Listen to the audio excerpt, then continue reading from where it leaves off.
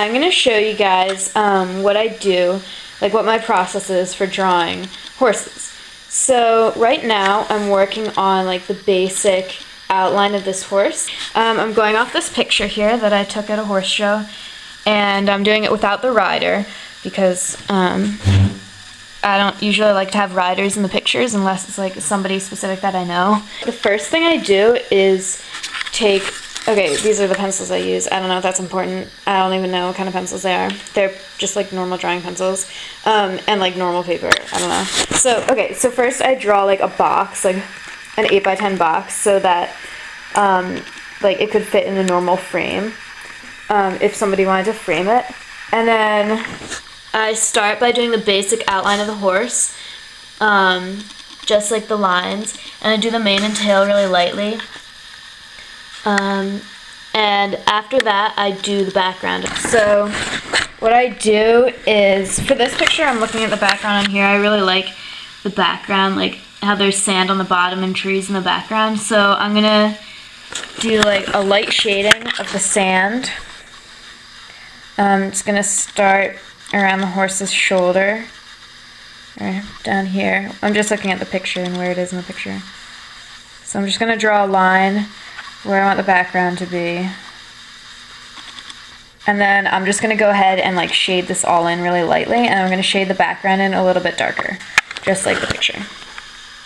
So this is how I did the background. I'm actually going to even it out a bit more over there. But I just did like a light on the bottom and dark on the top.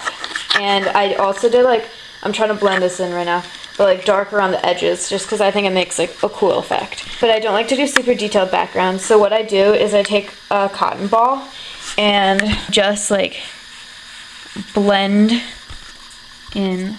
The paper's gonna move. Okay, I just blend in, go through the background and blend it in, so it doesn't look so uneven. You see how that smooths it out? So it just basically evens out the pencil that I've just drawn, and that makes the background blurrier. See how it's blurry there? Makes the background blurrier so that the horse, I don't use this on the horse, but it makes the horse stand out more. This is what the drawing looks like after I've done that to the whole background. Now what I'm going to do is just start filling in the detail in the horse.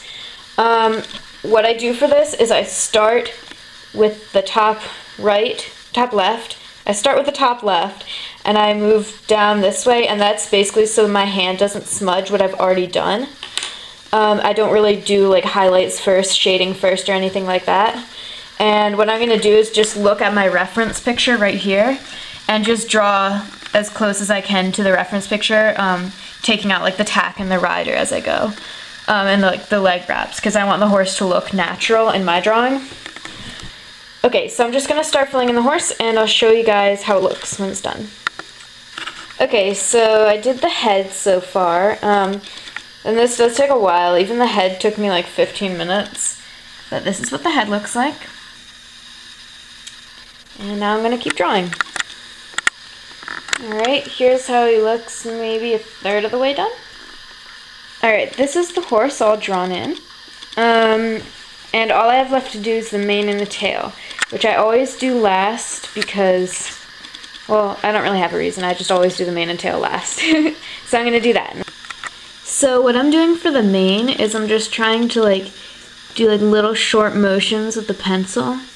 And because the horse is running, the mane is kind of like blowing out behind it, like this. I'm just filling that in. I'm trying to do some lighter strands and some darker in some places, and really thick where the mane comes out, and then thinner where it's like blowing. For the tail, I do pretty much the same thing as I did for the mane, just with like longer strokes of the pencil. I'm doing longer strokes with the pencil, and I try not to make it too, like, right now it's kind of all in one block of hair, but once I get the basis for the tail down, like that, and make it look kind of like full, like that, then I do some extra strands just coming out, and that makes it look more natural.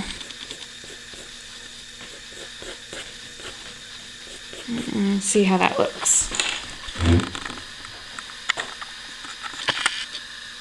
Alright, and that's all I'm going to do for this horse. And then at the end, when I'm all finished the rest of the horse, I just pick a place and sign it. So I'm just going to sign it right by its hoof.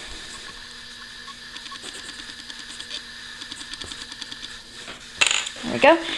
And now what I'm going to do is erase the stuff around the outside, and then I'm going to post the final product.